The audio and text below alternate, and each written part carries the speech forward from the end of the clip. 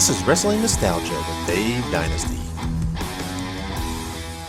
Greetings and welcome to Wrestling Nostalgia. I am your host, Dave Dynasty. Yes, that's right. I'm still alive. The podcast is still alive. I know it's been quite a while, but we are back, and this is our 200th episode. The podcast formerly known as the Dave Dynasty Show, currently known as Wrestling Nostalgia, still has some life left in it. And I am being joined by my longtime co-host here on the show, Ike Isaacs. Ike, how are you? I am doing fantastic.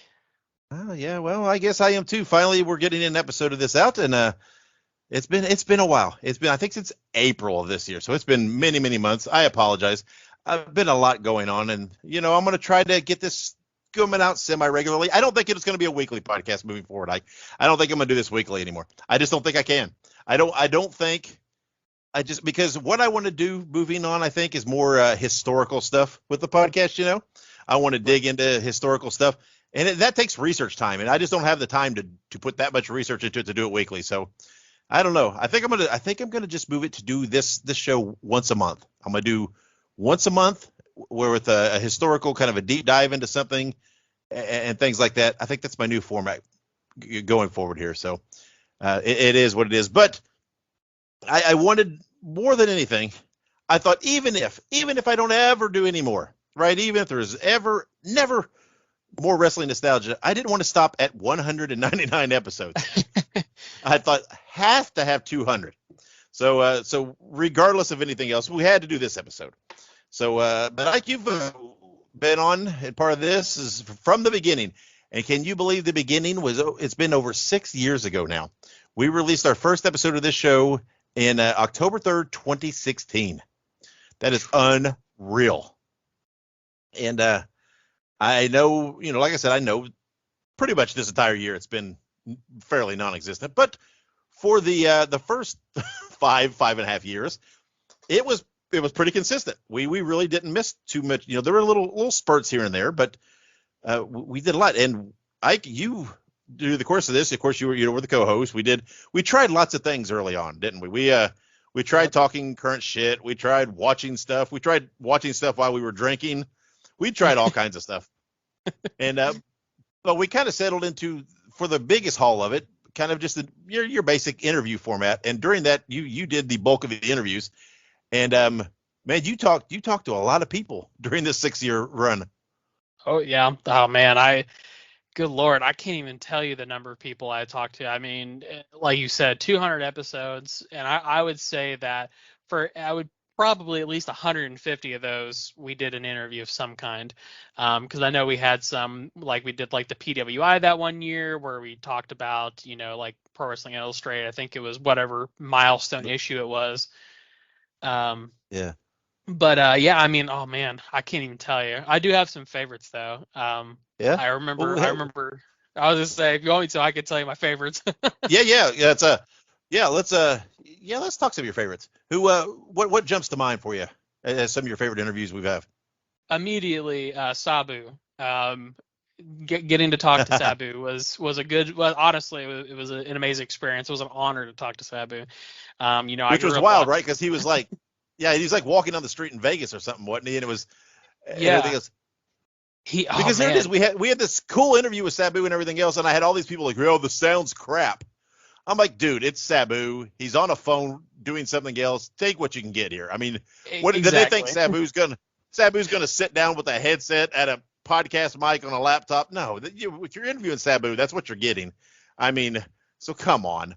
But so yeah, go ahead, Sabu. Yeah, that was a very cool one to have. No, yeah, Sabu was great. I talked to Al Snow. Talking to Al Snow was another good hilarious one. Yeah. Oh man, and that's one of those ones too. I was kind of like, wow, I can't believe I got to talk to Al Snow, because I mean, Al Snow. I mean, he was in the WWE. I mean, who would have thought, like, oh yeah, I'm talking to Al Snow right now. I mean, there are so many cool people. We did that joint interview, and oh my gosh, I'm spacing his name. It was oh God, what is his name? Oh my Lord, my brain's completely forgetting it. Well, are you talking early on? Are you talking about the interview we did early on where we actually did it face to face? The only interview we ever did face to face? Is that the one you're thinking of, or no? I don't think so, because I remember Well, I was thinking Yeah. of the Cole Radrick one we did very early on. Remember? Yeah, We did. I remember that one. Radrick, and that's the only interview we've actually done in the same room with the person. No, yeah, I was gonna say we've never done it in the same room with a person other than Cole Radrick, but I don't. Brian Pillman Jr. I just Yeah. remember that one. Of course, that's. I mean, yeah, that's kind of our landmark episode because that's the first. And I talk about this later in the show. This is the first interview. That was the first interview he'd ever done. Yeah. And he hadn't even started training yet. So yeah, that was very cool and it was very heavy. So yeah, people ought to go back and listen to that. That's an episode. I don't know which one you're talking about. So there was an interview we did, both of us. We both did together. Well, no, sorry, I should say it was with two people. It was me talking to two people. I'm literally going through and scrolling through. Are you talking about the Von Erichs? No, that was a good one too, but no, it wasn't them. Because we did Ross and Marshall Von Erich. So I'm trying to think of the ones we did where we did teams. We did Tom and Troy Van Zant. You did an interview with them. Yeah, as a team. It was Sean Casey and John Murray. Oh yeah, okay. Because that was actually just an interview with Sean Casey, but John was there because John's always hanging out with Sean and working with Sean. So and he was just there. Yeah. They're hilarious. They're great. I'm pretty sure that one they were eating at a steakhouse. I'm pretty sure John was eating a steak. That sounds right. Yeah, that sounds like it. Yeah, I mean we've done there's been so many guys, and I mean I have talked to guys that if you had told me as a kid I would interview. I mean even names, not even necessarily names that like the whole world knows, but just regional guys from like Bruiser's area and stuff like that. That I watched. The Dr. Jerry Graham Jr.'s and Chris Carter's and guys like that we had on the show. I was like, it's remarkable. Bobby Fulton from the Fantastics, got to interview him. That was spectacular. God, I can't remember who else we've had on. We've had Tommy Rich on, former NWA World Champion, of course. God, I don't even know. And then, of course, we've had a slew of young guys on because, we've always tried to support some of the young talent and give them kind of their opportunity. We've had several guys on that we've talked to, I mean, that have wound up on national TV. Of course, we mentioned Pillman Jr., who's part of AEW. Who else I don't even remember who else. There's been so many other guys. It's like, and it's so wild to see them, working for, a national or worldwide promotion later and things like that. So, yeah, I mean, it's.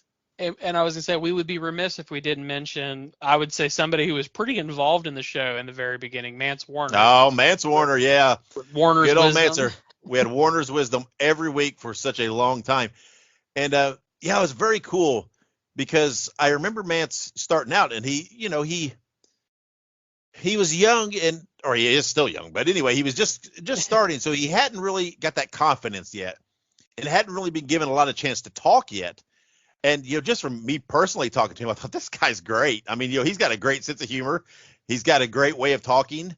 And I thought, man, people just need to give him a mic and let him go. And so that's what we did, right? We're like, dude, just when you're traveling down the road, just record yourself, just talk, just ramble, just say whatever you want. I don't care. Just talk. And he would send us these clips every week to put on the show. And we called them Warner's Wisdom. And yeah, I mean, they were, I don't even know. I would say, and I'm just estimating. I didn't really go back and look, but I'm guessing it was probably in the first, maybe 40, 50, 60 episodes. Maybe we had one pretty much every week. He really didn't miss. And then, I mean, then it just got to the point, he was too busy to do it. All right. He just skyrocketed. Of course, he's, really he's still skyrocketing. But yeah, I mean, Mance is great. He is so, so great. And, yeah, I mean, it's always been fun, to get to do this and talk to these guys and of course, support guys. I love that. And, and then of course, we've done a lot of, especially me, I've done a lot of the historical side of it. It's talking some wrestling history, particularly, WWA Midwest stuff. We've done that, which is, kind of where I think I'll go with it from here on out, because that's the part I enjoy most. And I think that's the part, people really, really like a lot of that because no one else does it and no one else covers it. Right. But like when we first started, we were trying to find our footing. We were just doing whatever. I mean, we were talking about all kinds of stuff. And we were interviewing people and just of course, when you start, you're just trying to get anybody you can, anybody to do it. Of course, I knew people, right, and had worked with people. So we got, there was plenty of opportunity to talk to guys. And but then when we kind of settled and it focused, for the most part, focused on Midwest, I think it's where we really kind of hit our groove, and we were doing some really good stuff. I like that period also where we were doing the I can't remember exactly what we titled it. Where Are They Now, or Remembering, or something like that, where we'd have our main interview, but then we would have just a smaller segment with guys that had pretty much kind of, a lot of people had forgotten or maybe they didn't have super long careers. And to be frank, a lot of them were guys I worked with when I wrestled and promoted and started out, and or guys that I watched when I first started watching local independent wrestling in Indiana. And guys, like I don't even remember who all we had on. Johnny Law, we had the Snake Man on, we had who all did we have? We had all kinds of guys just doing that stuff. And I literally, because I made it my personal mission to try to dig up guys like that who only had little blips of careers. And I'm not saying that demeaning at all. I'm just saying that they just did it for a while and then for whatever reason kind of stepped away. And I think those guys are important too, right? They're fun too, and they've got great stories too. But because they, for whatever reason, stepped away from wrestling, maybe they don't get a chance to tell those stories as often as some other guys do. So I always thought that was fun when we did those and got to look at some guys that, probably a lot of people didn't even have any idea who they were. And, but it's, a lot of cool stuff. And like I said, this is our 200th episode. And, what's going to happen on this 200th episode is we're having another interview. And but the interview apparently is going to be with me, and because ever since we started the show, we've done parts where I've told some stories and done some things, but I always pretty regularly get asked by people to do an interview about me, and it's not, I don't think that my background or my experience is that big, but just to tell some of that and just to talk about some of my mindset when it comes with professional wrestling. So I thought, you know what? Okay, let's do it for the 200th episode, right? That makes sense, because if it were going to be the end of it or whatever it might be, that's a good bookend, right? That's a good closing chapter for me just to ramble, which I do all the time anyway. But and so when it first came up, my initial thought was, okay, well, we'll have Ike interview me, right? Like we've always done. Well, he'll do the interview, but it'll be me. But then I started thinking, I thought, I don't know if that will. Honestly, with no disrespect meant for you or me, I don't think that would be a very good interview. I don't think it would work that well, because we talk all the time, and and you've heard all my damn stories pretty much. So I thought I think it's best to have someone who really doesn't know some of it, who's familiar with me and my background a touch, but doesn't know a lot of the details, because that person will maybe have better questions to ask. There might be some questions that would be good for me to talk about that you wouldn't think of because you've already heard it. So it may not pop to mind. Does that make sense? You know what I mean? So I thought, let's do someone. Yeah. No, yeah, absolutely. What I was going to say is that, honestly, I think the reason that a lot of the interviews that we did with these old folks, I don't mean that in a mean way, but a lot of the folks that we were interviewed were wrestlers who have retired, was that I was not as familiar with those wrestlers as you were. So I think the reason that it worked out so well is because I interviewed those people. I really didn't know much about their careers. I had a little bit of information, but I was able to ask the questions it was almost like I was asking them questions to inform myself, and it just made sense. But you're right. Interviewing you, I mean, we talk weekly. I mean, I'm not trying to pitch it, but we do another podcast. So you and I talk weekly on a daily basis sometimes. Yeah. And that's what I thought. And you're right, with some of the veterans, it particularly worked well with some of the veterans that not everybody knew, right? But that really had really good careers, because a lot of those guys were from the Midwest, and a lot of those guys I watched, and a lot of those guys I knew to a degree, and I talked to a lot. And you're right, I would skip over parts because I would already know it, and in my mind, I would maybe just put the assumption that, well, everybody knows this. Right, that some of the basics people would already know because I knew it, and that's not really the right mindset. And I really wanted to make sure that everything was exposed there, right? That everything got covered and they got a chance to tell their full story. So you're right. It's some of those cases, I think it's very much better that someone is coming more from scratch, because because a lot of the listeners were coming from scratch. Right. And I realized that a lot of the listeners may not know some of my basic stories that because I'll talk all the time and I ramble all the time, but they don't hear me a lot of this stuff. So I thought they don't know some of this stuff that maybe I've talked about for years, and stories I've told for years, they might not know. So that we needed to bring someone in that hadn't heard these stories. And I had a couple guys in mind, and this has been a long time coming. I've been trying to plan this forever, and there's just been one obstacle after another between whether it be my schedule, which was a huge part of it, or whatever it might be. And but the guy that ended up doing it was the guy that I initially had in mind, and his name is Andy. He goes by Andy the Taxman, and he's from Canada, and he does a podcast called Grappling with Canada. It's a great podcast that comes out monthly. He has great people on, really dives into a lot of Canadian wrestling history. It's a great podcast. I advise everybody check it out. And but all of our communication had pretty much been through Twitter, but we got along great, and we had a lot of common mindsets and views on things and different things. And he wanted to do it. I reached out and said, hey, would you do this? Could you do this? Because I like the way he did his interviews and stuff too when he interviewed people. So he's like, yeah, I'll do it. And we had it all set up and whatever else. And then, like I said, schedules got in the way. And well, then he ran for some form of a political office where he lives. So it's like, he had to kind of put it on the back burner and focus on that. And I was like, okay, that's all right.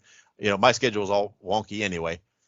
So then I started thinking, well, should I get somebody else or whatever else? And then his schedule kind of opened up and he was able to do it. So it's done. It is now done, complete, obviously. But as you and I are recording, I've already recorded with him. So there's no sitting to wait for that. It's once we're done recording here, I'm putting it all together. This thing's going to come out. And it's coming out a week before Christmas. So Merry Christmas, motherfuckers. You're finally getting a wrestling nostalgia after however 9 months or whatever, for Santa Dave here. And that's another thing. We remember I used to always do these weird ass Christmas episodes that I'd put out every year. It's pretty much every year is about the same episode, but I mean there were stupid ass ones where I was singing and shit like that. And it's like I think back some of the crap we tried. It's weird. And we tried on YouTube to do what we call it wrestling and booze, or booze and wrestling, something like that, where we were we started drinking, and then when we got to feeling pretty good. We would watch a wrestling match and record about it while we were continuing to drink. And that was fun. And I love that. But the only problem with that is we were getting, hit on YouTube because of the matches we were using. And so we were getting muted and things. Well, it's like, well, it doesn't work even if they just mute the sound for whatever reason. It doesn't work if you can't hear us. So that ended up being too much of a hassle. So I thought, well, forget that. We're not going to do that anymore. But good old YouTube. Old YouTube. And I mean, yeah. And I've thought about lots of other things to try to dabble in. I thought about doing, a little bit of a review show where we pick something and we would try to watch through like you would an episodic TV show of a certain wrestling. But then when I think about that, I thought, man, it's all done, right? There's podcasts out there that do them all. And it's like, so I would want to do something different that someone else doesn't watch, right? But then when you get to that, and I'm thinking, if you do like the WWA or the WWA Bruiser Bedlam or something, but then the fact that you run into the problem that there's missing episodes, so you got weeks where you got gaps. I'm like, that doesn't work real well because you're not seeing the week to week. So it's like, forget that. I don't want to dive into that. That sounds like that ended up being a headache too. So it's like, I don't know, but I'm always coming up with ideas, and then and I get pumped about them, but then if I give myself a day or two to make sure I think them through to whether they're practical or not, and sometimes they're not. So, but anyway, yeah. So that's what's happening on the 200th episode here. We're celebrating. We've got a few people you'll hear throughout the show that have sent in congratulations on our 200th episode. You'll hear them on the show. They're pretty exciting about some of those. But let's take a break. And then when we come back, we'll kick it over to Andy and his interview with me. So everybody just hang around. Hey guys, it's Todd Gordon wishing Dave Dynasty congratulations on 200 podcasts. Imagine doing all that in just 3 weeks. Congratulations, dude. Remember to check out the Wrestling Nostalgia and Dave Dynasty t-shirts available at PROWRESTLINGTEES.com/The Dave Dynasty. There's a plethora of shirts there. Go and order yourself one now. Hey, this is the Dave Dynasty. Congratulations on your fantastic 200th episode. Keep it rolling, man. Keep it going, man. That's it, brother. I like what you're doing. Give you another 12,000 to do. All right, this is Bobby Fulton, the Fantastics. Over and out.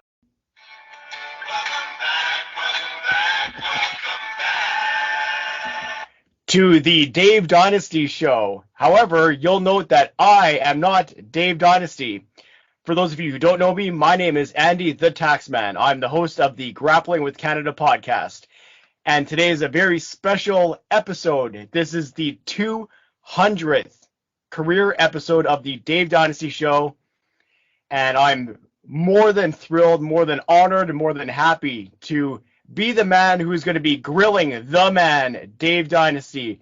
So I suppose we should kick this thing off by introducing the star of today's program, the star of the Dave Dynasty show, Mr. Dave Dynasty. Dave, how you doing? I'm good. Thank you for that introduction. It's a little odd to be sitting on this side of the chair on my own show. It's a little weird. Usually you ask the hard-hitting questions. Now you're going to be on the defense here. I'm going to keep right. on your heels a little bit. It's going to be fun. That's all right. I'm an open book. I'm good. So, as I said at the top of the program, this is the 200th episode of the Dave Dynasty program.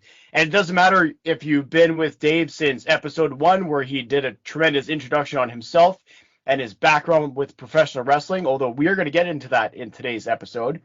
Whether you've been here since episode 48, when he had a tremendous episode with Tommy Rich, whether you were at 96 or 189 with Jerry Jarrett, whether you were here for the episode 128, him strong-arming Mrs. Dynasty for a watch-along, or if this is your first episode, you guys are in for a treat. Dave is somebody who I know through the Twitterverse, more specifically, but somebody who I've been in contact with a long time and really followed a lot of his knowledge, we'll say, specifically with the WWA and wrestling in his area. But enough about me blabbering about Dave. Dave, why don't we hear a little bit about yourself? For those who didn't tune in for episode 1 and have maybe missed some of your previous episodes, especially like your vaunted Christmas holiday episodes, which I always appreciated. Why don't we kick this thing off proper, and why don't we hear a little bit about yourself and your relationship to professional wrestling? Okay. Yeah. Well, I was born and raised in Indiana, and then I've been a wrestling fan since I was very, very young. I don't even remember when I started watching wrestling, because my grandmother was a wrestling fan, and I spent weekends with her because my parents worked a lot of odd shifts and things with their job. So, and we were in this weird spot in Indiana where we got TV out of Indianapolis, we got TV out of Louisville, and occasionally we could get TV out of Cincinnati. We were kind of just a little over an hour or a little more from all three of those towns. So I would watch the Memphis wrestling out of Louisville. We watched, and this was in the 80s. So, and I was watching the Indianapolis wrestling out of Indianapolis, Bruisers wrestling, in the 80s then. And my grandma, she watched every minute of everything. And then ultimately she ended up getting a satellite dish, and that just opened all kinds of other professional wrestling and everything else. So yeah, I was watching wrestling. I mean, it's pretty much my entire life, and was hooked immediately. And the 80s were a fun time to become a wrestling fan, because again, we got cable and we got everything else. There was wrestling everywhere. There was all kinds of wrestling you could watch, and all kinds of magazines on the newsstand. And then action figures were starting to come out. So yeah, it was really a cool time to get into it, and then to try to dig into the history and try to understand, because I'm a wee bit obsessive with things that I find passion in. So when I like something, I want to consume and know everything about it. But it was very difficult, to find information, and you were pretty much going by the magazines, which of course a lot of those were kayfabe. So it was a little difficult, and then I discovered newsletters and things like that, which kind of opened up a whole new world. I did a little bit of tape trading. and things like that. So, the world kind of started expanding, and I kind of started getting a little smartened up in that. So, and then I stuck with it. I kept watching wrestling. I mean, I would, there were periods where I would drift a little bit and not watch as much, but since a very early age, it's always been there, always been a part of my life. It's interesting how many people, myself, fall into this category as well. How many people have their grandparents to thank for getting them involved with wrestling? Yeah. Even myself here in Canada, although we didn't have as many avenues to watch up here, it was my grandparents that got me interested in wrestling, because I spent a lot of time at their house in the summers. I spent like weeks and weeks and weeks on end there. And, back in that time, that was early 90s. So we were getting the WWF programming. But right away, like, I was hooked. And it's fascinating, for as many people as I've talked to on my program, and I'm sure you're the same way, it's just fascinating. The grandparent connection seems to be one that's almost universal. Doesn't matter where you come from. Yeah. My grandmother was your stereotypical front row granny that you would see on the wrestling shows, the studio wrestling shows, and everything else. She was hook, line, and sinker, believed every single thing. She hated the bad guys, cheered the good guys. She took me to my first wrestling show. I was very, very young. I barely remember it, but she was in a little town in Indiana called Edinburgh. This was just a little bitty town. And Bruiser would come once every so often with his group, in the 80s, to the high school gym there. And that was my first live show. And again, I only remember certain just little bits and pieces. I don't remember a lot of details. I don't even know, offhand what year it was. I've researched it and looked into it, but off the top of my head, I don't remember. But I was pretty young. And but she took me to my first show, and she she was wild. She was a feisty lady anyway. But you get her at a wrestling show, and it was even crazier. Or watching her. She would yell at the TV. She would get so into it. I love that. Your comment about she would be the lady in the front row swinging a purse, like everybody knows that person, right? Yep. Who's been a wrestling fan for years. They just immediately you know in your mind what that image looks like. Yep. That was her. She was a passionate lady about professional wrestling. She certainly was, but she didn't care what it was. Again, any wrestling program was on TV, she did not care if it was a high quality, low quality, what it was. If there was two guys in a ring, she was watching it. So for yourself, obviously you grew up in the 80s. You're really growing up in the boom period. Rock and wrestling's all the rage. You obviously, I'm assuming, we're watching in the 90s, so you to watch that boom period as well. So you're very much into the current thing. But what got you interested in the history of professional wrestling? Was it wanting to know what happened in your territory, or did you have, we'll say, an aptitude for history before that, and then you kind of got into the professional wrestling history? Yes, it was the second there. I've always had that. I enjoy history in all its forms.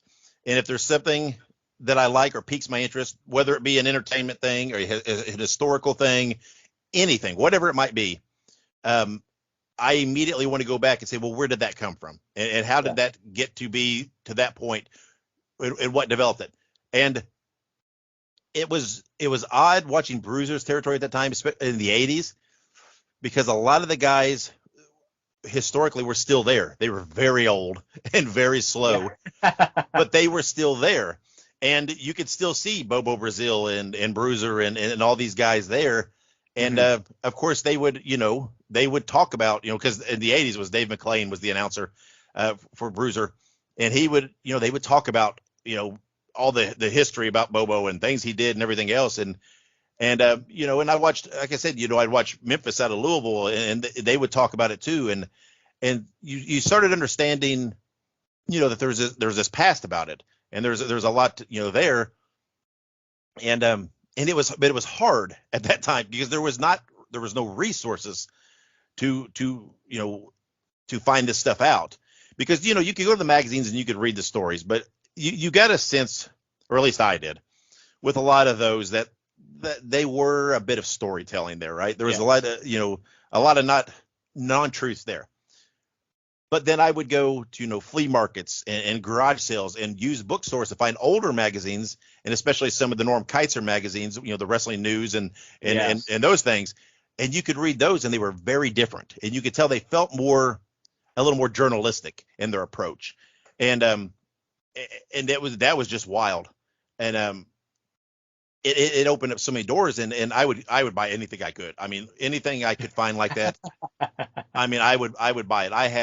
I had so much, and would pour through them and go over them again and look at, everything over and over and over again.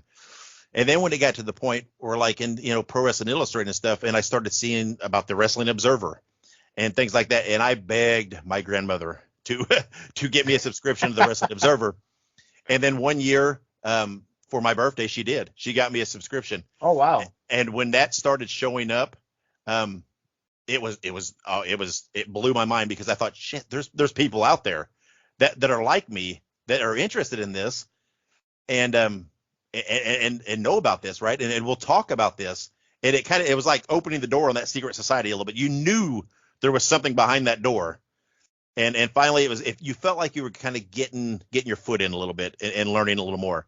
I would venture to believe that if my grandmother had known what was in those newsletters, she probably wouldn't have ordered it for me, because she would have said it was all lies and everything else. Yeah. Because she was because she believed hook, line, and sinker, so she wouldn't have believed it, and she probably wouldn't have bought it for me.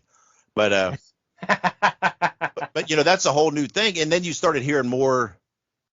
Well, it's late into, you started hearing more about, other wrestlers and other areas out there, which you could hear about in PWI and some of those magazines before, but here you were, they were dying out, but you could still hear about some of this other stuff.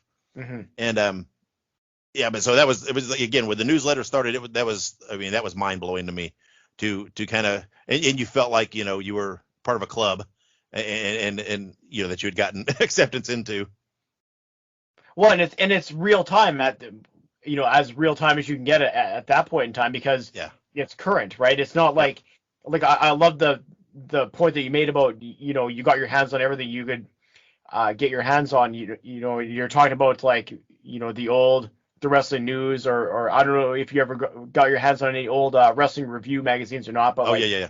So you're able to get this stuff from the past, get a little bit of touchstone of that, but now you're also really getting immersed in the current happenings.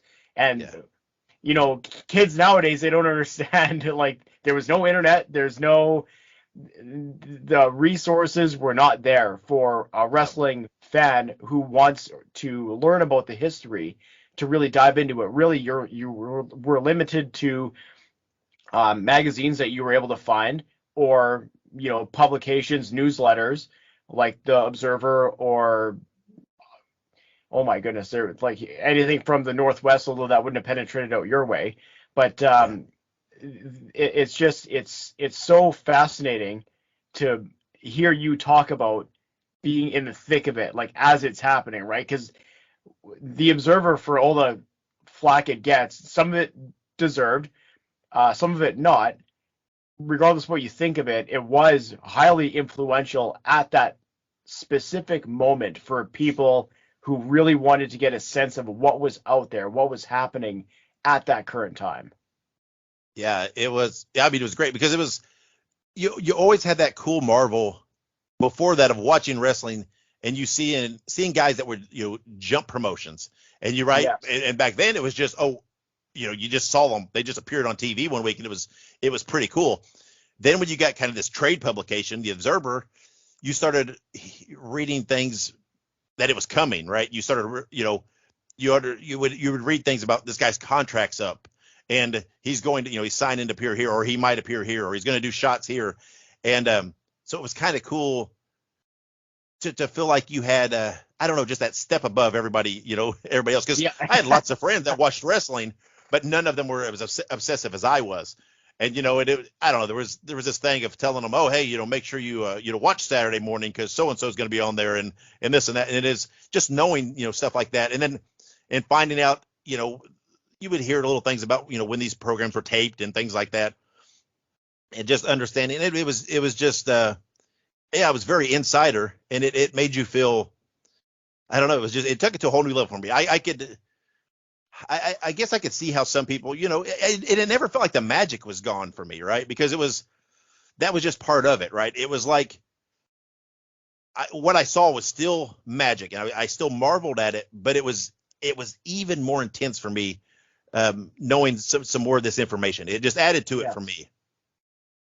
Yeah, I was actually just about to ask you that, and maybe we can expand on that a little bit, because there's this misconception, I guess, maybe is a proper way to phrase it, that the wrestling fans who are really into the behind the scenes, who really want to know about the business side of things, who are really fascinated by the movers and shakers, if you will. There's a perception that knowing all that information would make you jaded and make you lose interest, but I have found the opposite of it, actually.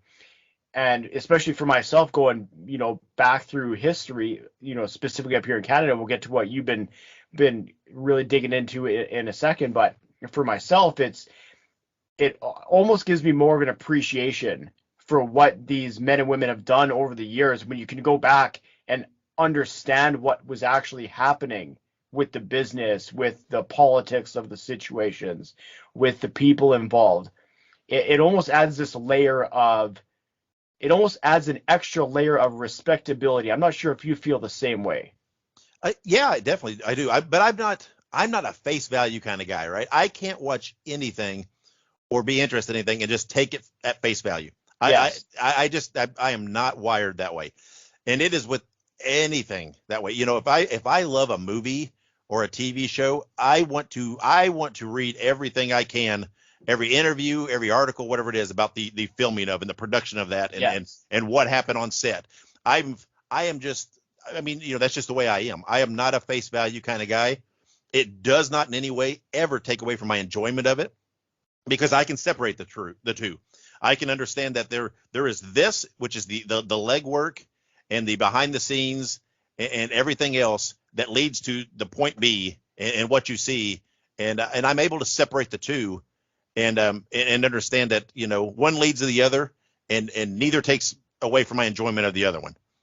So that's just the way my brain. I'm a little weird and OCD and obsessive and everything else. So it just adds to all that. So I don't know if it's OCD or maybe a touch. Well, I guess obsessive is part of OCD, but maybe not the compulsive part of it. But I'm kind of the same way myself.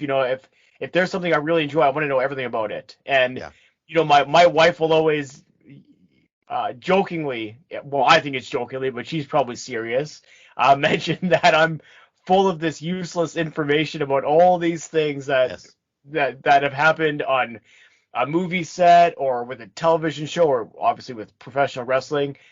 But I don't remember to take out the bathroom garbage on a Tuesday with the garbage day, right? Yeah. So, yeah. My wife always tells me she can tell what TV show I'm watching, or what movie I'm watching, or what music I'm currently listening to based on the stories I go and tell her, because I'll just I won't, I go through phases, especially with like music, especially. I'll go through a phase that I'll get on a kick with an artist or a band, and I'll just start listening through their catalog, and then I start reading all this stuff.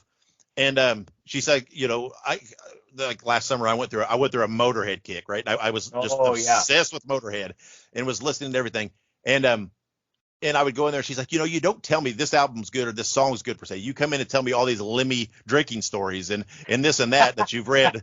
And I'm like, that's, and she's like, but I can tell that you're listening to Motorhead right now because this is what you're telling me. It's and part of that, that's just, I'm like, well, you know what? You knew this when you signed up. You knew what my life with me was going to be like. So, you know what? You brought her up, so let's talk about your wife for a second. Is obviously some of us have spouses who are into wrestling. Some of us have spouses like myself who, they used to be, but not anymore, not for a long time. Some of us have spouses who were never involved in it, but, are semi-supportive, if you will, of our endeavors. For yourself, is your wife, does she like watching wrestling with you? Does she like talking about it with you? Was she a wrestling fan before meeting you? She was, yes. She watched through the 80s and 90s. And they kind of after that didn't watch so much after the 90s. She didn't watch much of then. She does not really watch any current product, but to be fair, I don't watch a whole lot of current product either. I just don't. But yeah, she's nowhere near the level of fan I am. But she will talk it with me. She will. I mean, she'll listen to me travel on all day. But yeah, I mean, she has enough background in it, and going to shows with me and being parts of my projects and everything else that she's able to hold a conversation with me. And she, like I said, she did watch through the 80s and into the 90s. Her dad was a wrestling fan, so she watched a lot with him. And everything else. So yeah, so she was a wrestling fan prior to meeting me. Now, something you just mentioned right there was projects that you're working on, and obviously one of the projects that you've had on the go for years, and I believe you started this back in 2017, if I'm not mistaken, is the Dave Dynasty show. So maybe this is a good one to start with. We see what's been happening lately in the podcasting, we'll say, genre relating to professional wrestling. It's not a new phenomenon, but there are layers of shows, we'll say. I'll expand on that in a little bit. For yourself, what got you into the idea to start the podcast for the Dave Dynasty show? It was one of those things. I've always been a podcast fan since I first kind of discovered them. And realize that they're kind of the modern radio show, right, where they talk about a topic you're interested in, and it feeds right into that obsessive part of me. That if there's something I'm curious about or something I'm interested in, this is another avenue to hear discussion and information on it and everything else. And if you find the right ones and you find people who are humorous or entertaining or whatever else, that's just the added element of the entertainment. And I had dabbled in everything in wrestling, right? I wrestled for a while, I managed for a while, I promoted shows, I've done all this stuff, right? And I got to the point where that kind of stuff was pretty much behind me, and I thought, but I want to stay active, right? And yes, one thing that I made a lot of connections, right? And I knew a lot of people, and especially in the Midwest USA, and I thought, so I wanted to support and I wanted to help promote both the history and particularly in the Midwest. And I also wanted to, give an avenue for a lot of new guys that I knew were out there and, but weren't, I wanted to give them an opportunity to tell their story, to throw their name out. And I thought, well, this is a way to do it. I could do the podcasting. It gives me that chance to talk wrestling. It gives me the chance to talk wrestling with these people I've met. It helps me to help them promote themselves, and it helps me spill the history a little bit, and talk, and I can control my topic and what I talk about. I can keep it on track with something that's interesting to me. And I thought, I'm sure there's people out there who have the similar interests and will find it interesting. And so that's what I did. And I just dove in, and it took us, it takes a little while to kind of find your footing and what you really want to kind of cover and talk about. But after a while, you kind of find your groove, and that's the way it is. But it really kind of just majorly spilled out of all these people I met, and especially a lot of young guys that I was working with there at the end, and using on some shows and different things. And I thought, man, these guys are great, and these guys are gonna, before long, they're gonna start getting known. And I'm like, I want to help them, and I want to talk to them and get their story and their backstory and what made them want to do this. And, and if it helps them along the way, that's great. So, it's just what I did. And I found out when I started doing it, I enjoyed it. I really liked it. So I just kept doing it. It stuck with it. It's interesting. You bring up the fact about, helping some of the younger guys. I was surprised actually because I've been listening for a long time, but even, it's one of those things where you'll listen to an episode and then it's kind of on the back burner for a while, and then you forget that this person was on the show. And I was surprised to go back and realize how many juniors you've had on the show. Like, you had a Ron Bass Jr., you've had Brian Pillman Jr., you've had oh my goodness, more than I can count. How was it for you to talk to introduce to the public, we'll say it in some turn of phrase, because some of these people had never done even an interview before, and you brought them on the show and you gave them that exposure. How is it for you to have, these second generation wrestlers come on the program, talk to you about their story? And what was it like for you to kind of pull that out of them and to be that kind of, maybe we'll say a kickoff for some of them? I'm specifically thinking of someone like Brian Pillman Jr., because I believe that was the first interview that he ever did. It was his first interview. He actually he wasn't even training yet at that time. He had just that's right, yes. He had just kind of made up his mind that he was going to try it. He was still working at his previous job. And the thing is with those guys, that there's a story there. No matter what their career is. I was fascinated alone enough with their father and their family, situation. Whether it be a guy like a Ron Bass Jr. or whatever, who was around his father and knew his father, but could tell stories about his father.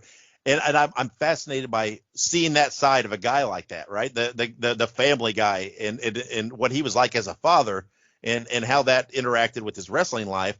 And then how that parlayed over to this guy wanting to follow in the footsteps. Of course, with Pillman Jr., that's a whole nother level story. And you knew you had this guy who the first time I saw him, I thought, geez, he is a spitting image of his father.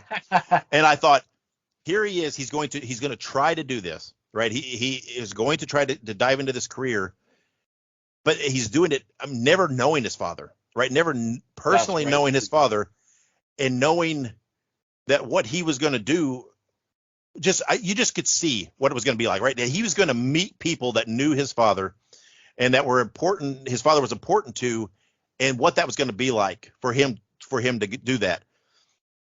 And so I was fascinated by knowing, I knew enough that he had gone through some rough stuff as a kid, and what it was like losing his, father and having all this family turmoil. And then, it was fascinating to me to think, where his mind was, and wanting to go down that path, and what he was going to do with it. And he was a great guy. He was wide open, man. He was very raw in talking about the stuff he experienced as a child, and what it was and where he was going. And it was so cool to be able to give him that first step and kind of getting it all out there, getting it off his chest, taking a breath, and then he was, to go dive into it. And I thought it was just cool. I think it was good. It was definitely good for us. It was great having him on. It was great being able to say, we were his first interview. But I think it was good for him to be able to sit down and talk through all that, which I'm sure he's done before. But I mean, just in this context, to just talk through all of his past and where, how that led him to where he was. I mean, he was at that point making a life-changing decision, right? He was in a good job. He had a good job and in a college education and everything else. And he was going to just let go and all that and fresh start, go down a completely different path. And it was a path with no guarantees, right? I mean, who knew where it was going to go? And I mean, it's definitely worked out for him. And I still feel like Brian Pillman Jr. is so underutilized in this business that I think he's got. I mean, it's criminal. Yeah, it's scary to me to think that what he's done, and it's really a little time. He's been in this business less than 5 years. From the first time he set foot in a ring till now. So he's really still pretty inexperienced as far as wrestling goes. And his upside is still great, but it's just fascinating because I like, wrestling. One of the great things about wrestling is there's the athletic side, right? There's the performance side, but man, this is such a people driven business. And absolutely. And the personalities and everything else. And, sometimes it's just, there's a certain guys and certain things that you're like, yeah, there's a story there and I want to hear it. So, and when a guy's a second generation guy or has a father or a mother or whoever in the business, I mean, there's already stories there to tell despite what they do in their career. So And that whole side is I mean, that's probably even more fascinating to me than anything else is the people and the personalities and the all that the personal lives of the guys in the business. That's always my favorite part of doing the research on individuals that I'm doing my program is who were they, right? It's all well and good to read a match history and they worked here, they wrestled here, they did this kind of match, they had this many matches, whatever. It's interesting, certainly it is, but I'm always much more fascinated by the person behind the character. And that's it's a bad term to use, but unfortunately it's kind of it's the term that we have nowadays. That's kind of unfortunately, it is what it is, but to me, that's the key, right? When you can find somebody who's one is open, because even today you don't see it still. Kayfabe is still a thing, especially with the older generation. But when you can find somebody who's willing to open up and talk to you about their character, or you can go back and research somebody who's passed on, but their history is rich and it's out there, and you can take a deep dive and you can understand who these people were. To me, that's the most rewarding part about really studying these people and going in depth about these people is finding out who they actually were as people. Yeah, I mean, definitely, because wrestling's it's an odd business, and most people there's usually almost always a unique story to how these guys get into the business, because it's not always this first choice of avenue. A lot of them are failed football players or failed this, Yes. and or some of them just have a personality where it doesn't fit anywhere else, right? This is they're made for this, and there's things like that. But then it's odd because it's like I'll have lots of old time guys that I talk about, or I will share things about, and I'll toot the horn for them and say, hey, this guy was great and blah blah blah. And I will so often get, members of their family that will like message me or whatever else, be like, oh, it's like we didn't even realize people remembered our dad or our uncle or whoever. And Yes. it's great to see this stuff shared. And I'm like, that's so great. And then, it makes you wonder. It's like, it always makes me think of, there's this part of him that we knew and that we saw. And then there's this whole other side. It's like they would go home into somebody else. They were dad. And it's like, and it's so wild to me to think that some of these crazy personalities and everything else, some of them could shut it off and go home and just, grill burgers on the grill and for their kids and like, like everybody else. And, I mean, that's kind of nuts. Of course, there's more than their share of people who didn't turn it off. And there was not much difference between the character or the personality and the real person there.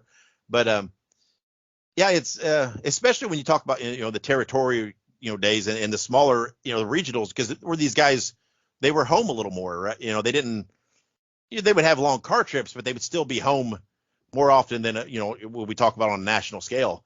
And it's just wild to think that that these guys they had a side of them that was just like everybody else, right? They would grocery shop and pick their kids up from school when they could, and just like everybody else does. And it's kind of crazy to think about that sometimes with some of these guys.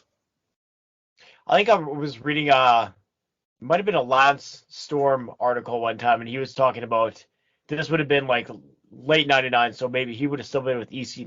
Maybe he would have been with WCW at that time. But anyways, he was talking about one time he had to pick his kids up from school, and I guess he had never done it before. So, all the parents are lining up to get their kids, and then here's the Lance Storm, as jacked as he was at that time, and everybody's looking at him like, who the hell's that is? Yeah. It's I mean, it's funny because I guess I don't know. It's I can't relate to stuff like that, right? Because there's a lot of these guys, there's something physically or whatever else that sets them apart, right? Whether they were really huge or like you said, jacked or whatever. I've never had that, so it's like to think of some of these guys and the looks they would get just based on a physical characteristic, and what it's, I mean, you hear stories all the time about Andre the Giant, you know, and how he couldn't even do normal things because of his size. You know, everything was uncomfortable for him. Just, you know, just sitting in a normal chair or whatever it might be was just, you know, it was a task. It was difficult for him. And it's hard to relate to that side because we all looked on in awe at the guy in the ring and forgetting about, you know, how that could be away from it and how, you know, how difficult that, you know, would have been just getting through day-to-day life.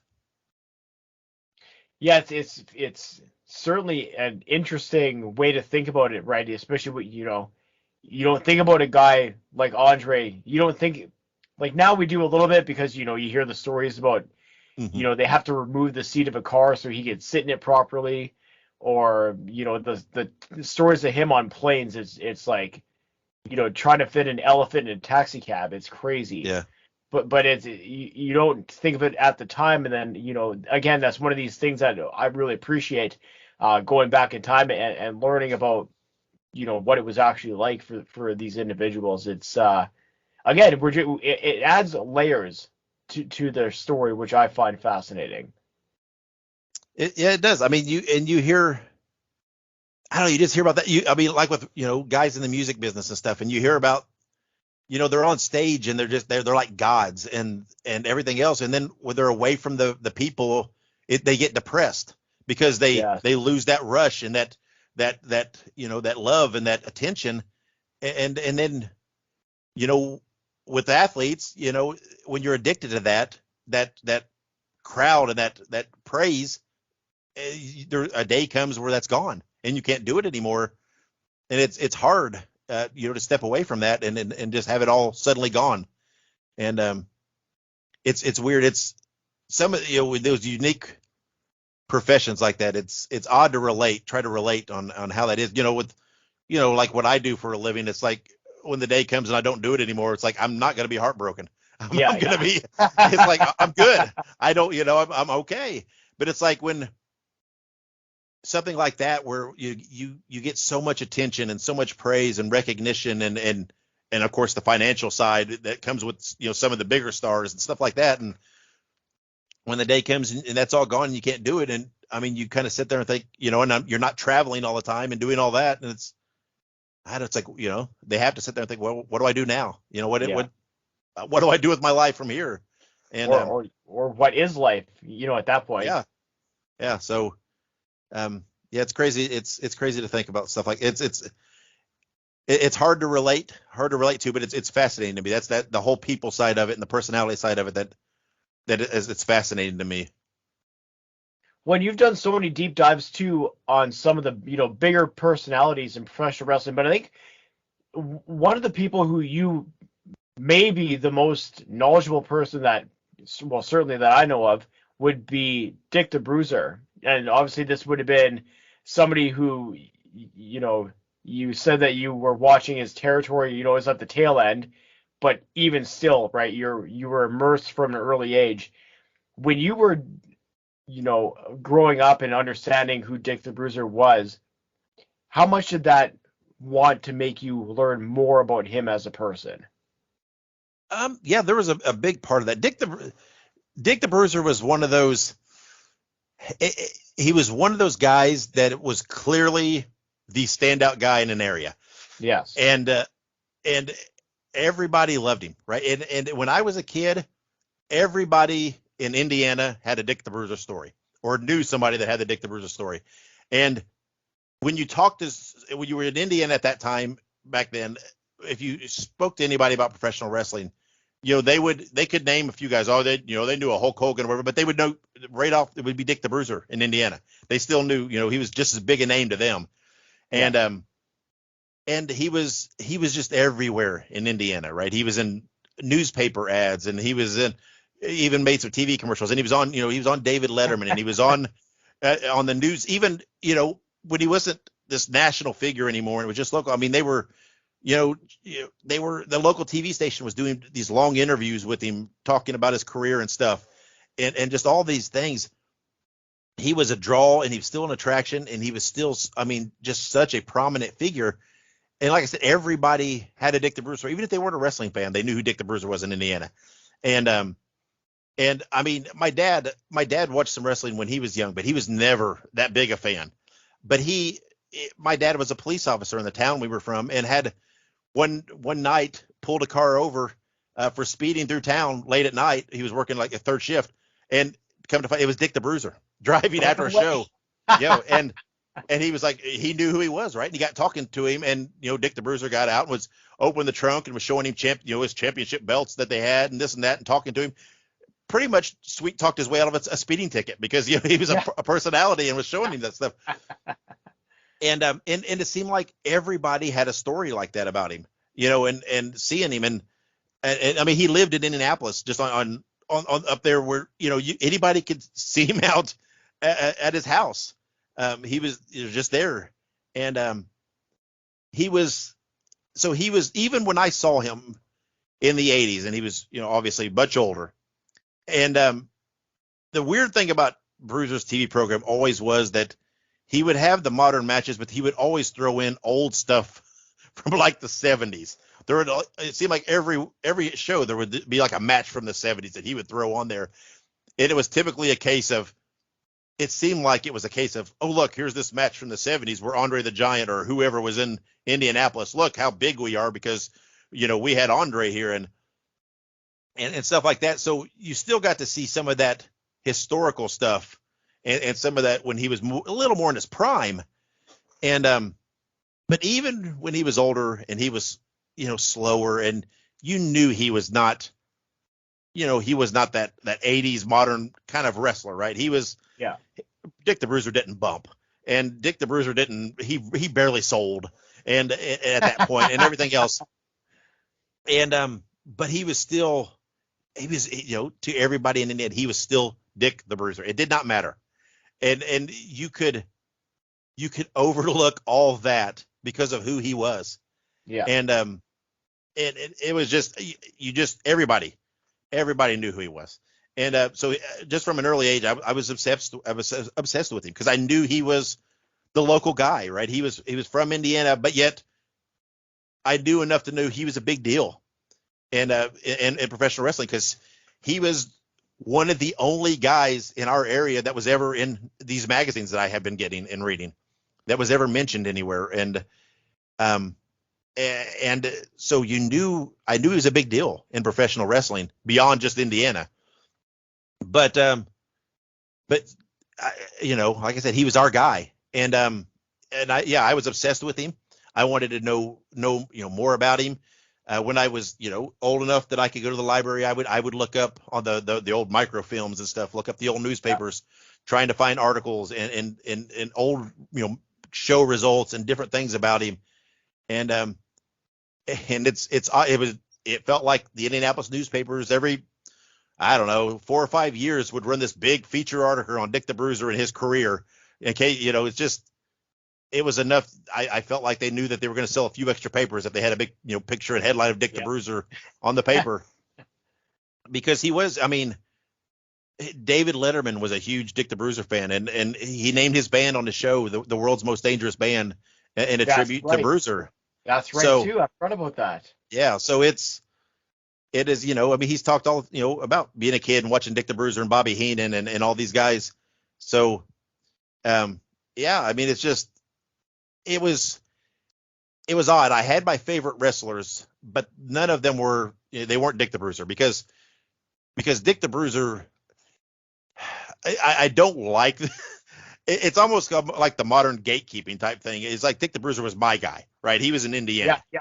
So it's like, I felt like he was the guy that I didn't have to share with everybody because he wasn't on the national TV show. And it's weird.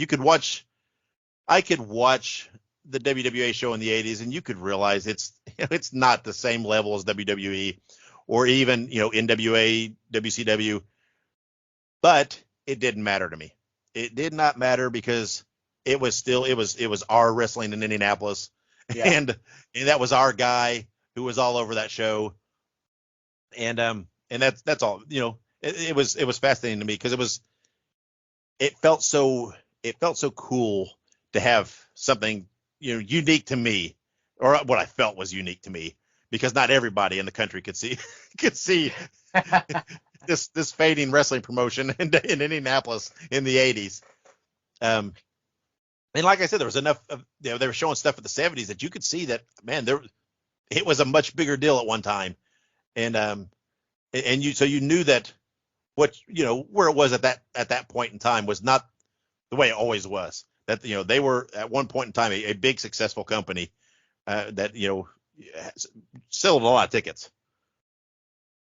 It's interesting too, because you would have, not when you were a child, but later in life, you would have the unique perspective as well of, being somebody who, like, you wrestled, you were a promoter, you promoted shows. So you had these tangible ideas of what it was like. So do you think that because you did all of these things related to professional wrestling, that gave you a better insight into Dick the Bruiser, or did you find that maybe that hampered you when you were looking into Dick the Bruiser? Like maybe did you find that it kind of set you back a little bit? It took you back to, because it was because the WWA was not as big as it was in the 80s, right? Then you kind of go on that failure mode, but it's not really that, right? It's just the way the business was at that time. No, I think it gave me a new level of understanding.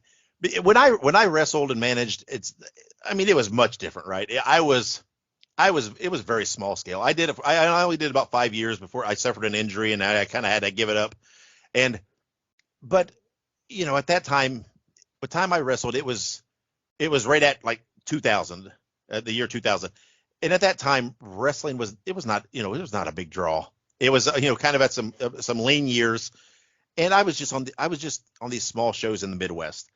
And, if we ever had a crowd that was, a couple hundred or whatever, that was a big deal to us, right? Yeah. We were ecstatic.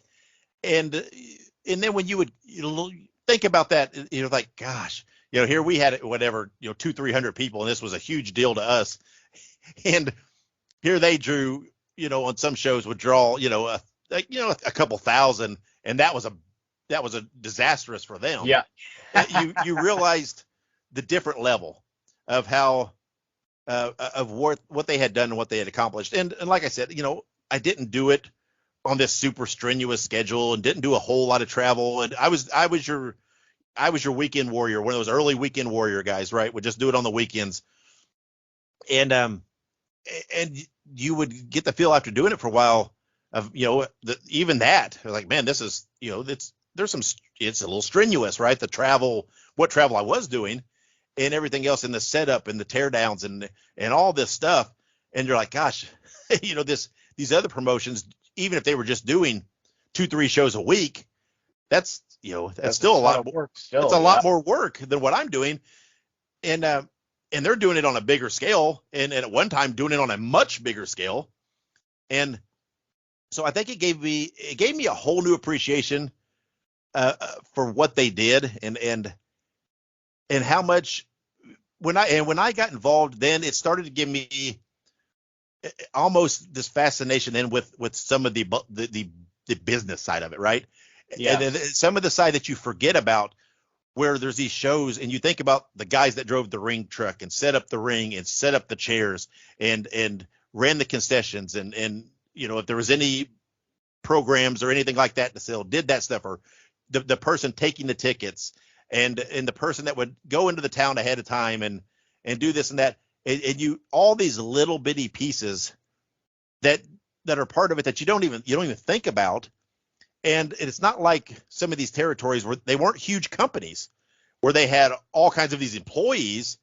So some of these wrestlers were doing different tasks and helping out and all these different things. And then I would, as I started looking into that, and you start realizing that, hey, yeah, Bruiser ran all these towns in Indiana but he wasn't doing it alone, right? He had local promoters in towns that would establish these shows and set these shows up and do that stuff for him.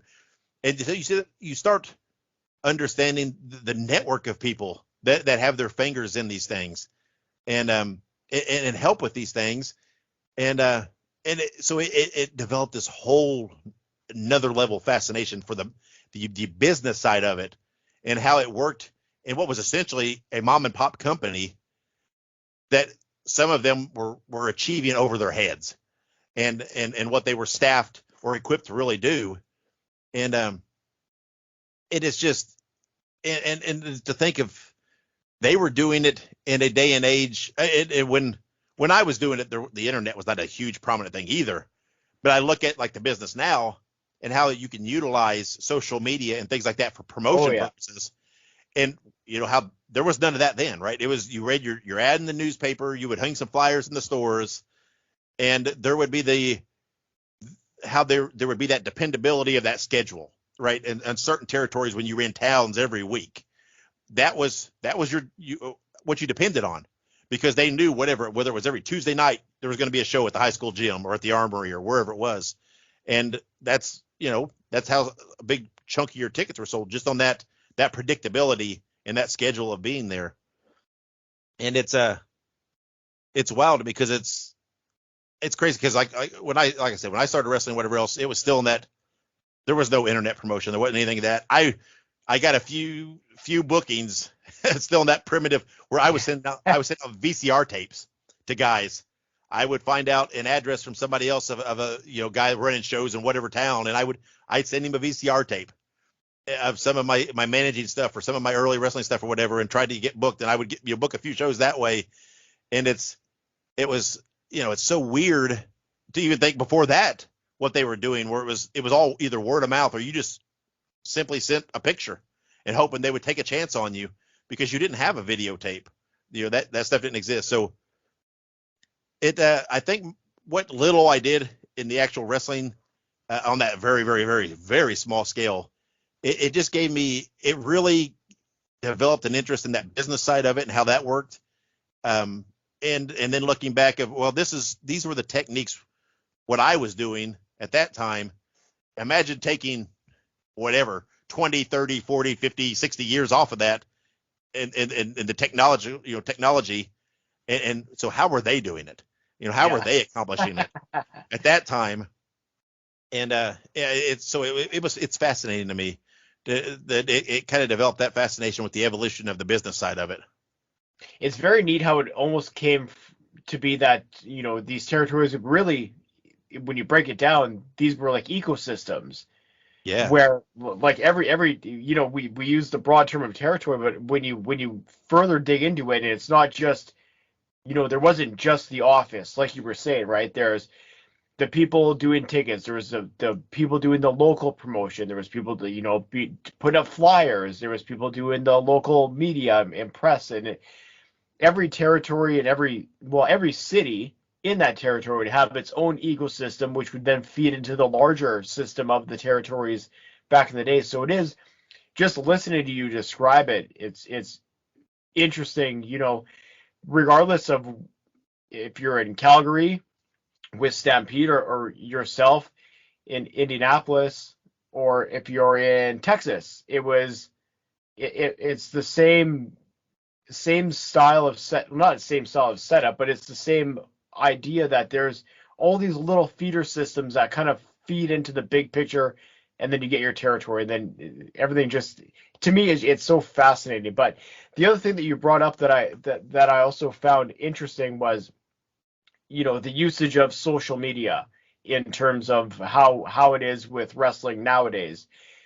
You look at a lot of the guys from back in the day, Dick the Bruiser, somebody like Gene Kiniski, somebody like, I don't know, you name one of the greatest talkers of all time. Like, imagine these guys.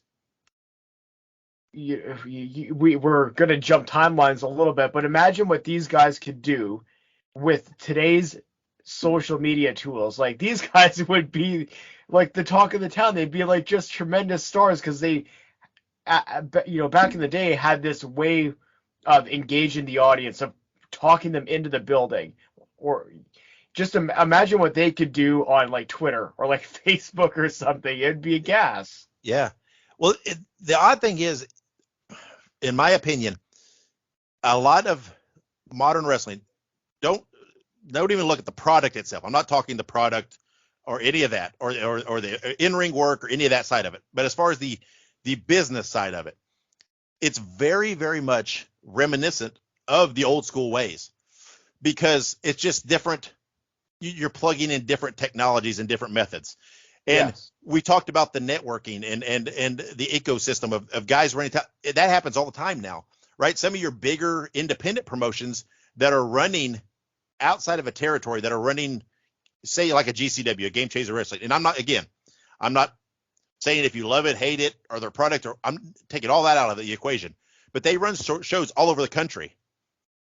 They're able to do that because wrestlers that they use or guys that they associate with and work with, they're tapping into their areas. And I know there, like there's guys they use who are in Indiana who will set up and be kind of the local promoter for them in that area and help them set up a show in that area. And they'll run it under that GCW banner. And yes, a lot of their guys are coming or whatever, but they're keeping it local there. They're using their roots that they have there. And then, and way back, you had these guys would have an article in the paper, right? And they would give an interview for the paper, or they would appear on the morning talk show on TV, or they would call or, go in studio and talk on the radio station to promote the show leading up to it. It's that same concept now of the guys that are doing it right, that are doing it now on Twitter or on Twitch or on TikTok or on whatever it is. It's the same concepts. It's the same business foundation. You just have to learn how to use the tools that are there for you now. It's all about the promotion, whether you're self-promoting, whether you're promoting an event, whether you're promoting a company, a product, it's all about the promotion side of it and getting eyes on it. And you have to do that. And now, though, the major difference that I find is it seems like everybody now, their attention span's much shorter. So everything's got to be in sound clips and sound bites and quick takes. But that's okay. That's just, it is what it is. That's just the way it is, because everybody's so overexposed nowadays with everything. There's so many options for entertainment, for media, for your time. There's so many products out there fighting for those minutes that guys that are going to do it properly, you're not going to go on Twitter and post a 15-minute promo. That's not going to work. No one's going to watch a 15-minute promo on Twitter. You've got to get up there and get in and out, get your message, make your statement, and hook those people, and do it in whatever, less than a minute or less than 30 seconds or whatever it is. And it's all about the reoccurrence, right? You got to do that often and stay engaged and stay out there and stay evolving. But again, it's the same concepts. It's just a modern take and a modern way of doing it. And again, I'm not speaking about in-ring product. I'm not speaking about work rates or any of that. I'm just speaking about the business side of it. It's not, at its core, it's not that different, at least in my eyes. It's, I used to drive around town and hang up flyers on telephone poles. Well, now you're just putting a flyer all over Facebook walls, or whatever it might be. It's still the same concept. It's just you're just getting it in front of eyes in a different manner. And that's just part of the way the business evolved. You hear people all the time. They're always talking about Vince McMahon killed the territories, and Vince McMahon. Yeah, Vince of course he had a major part in it, right? He signed away talent. He bought up people's time slots. He did. But the thing is, it was going to happen, right? It was because things were not going to stay regional and territorial, because that's just not where the nation and entertainment was going. Cable was developing. Yes. Things were going national, whether it be Vince McMahon, whether it would have been Bill Watts, whether it would have been somebody new, somebody else, who knows? It was moving that direction. It had to, whoever came out as king was going to be the first one to utilize that cable and that national platform that was developing.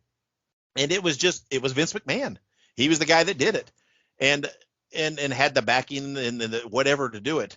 And, so that's always how it is. And and you look in modern days at some of the bigger new name stars, like a guy like MGF or something like that, or whoever the latest flavor is that gets out there and gets a run.